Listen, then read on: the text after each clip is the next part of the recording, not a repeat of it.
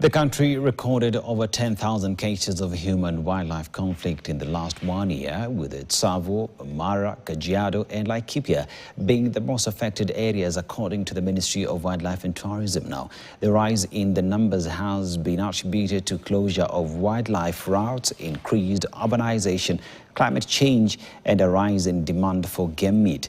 This came as the Wildlife Research and Training Institute, WRTI, and the Kenya Wildlife Services signed an MOU to work jointly in wildlife conservation and management, scientific research, knowledge exchange and capacity building.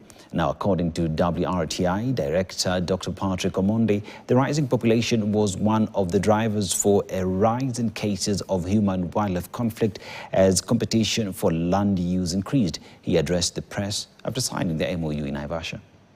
The Director General, we are going to set up a committee to ensure the conduct of wildlife research in the country is approved more efficiently, faster, so that we are able to address the challenges of climate change, challenges of ensuring human-wildlife coexistence, provide information to address connectivity issues, provide information to inform where we can place infrastructure so that there's a balance between development and conservation. We have formally now released the parcels that the multi-agency team that had the National Land Commission, the AG, when we were delinking the parcels of land that we'll be using to promote research and training for the people of Kenya in the sector. 2 pieces of land in Malindi. We have given WRTI another huge piece of land in the Tsavo East National Park, where they are going to have their research station. And we have given them another piece of land in Nanyuki.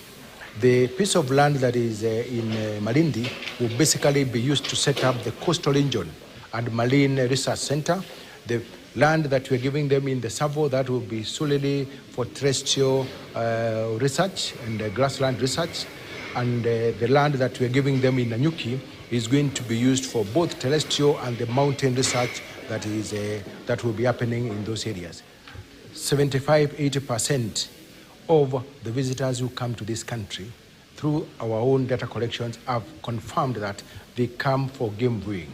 So if our wildlife numbers, if our wildlife industry is going to collapse, then it means definitely we are going to impact a significant sector for our economy. And very well, that story takes us to a fast commercial break right here on News Desk. Don't go too far. We'll be back with much more.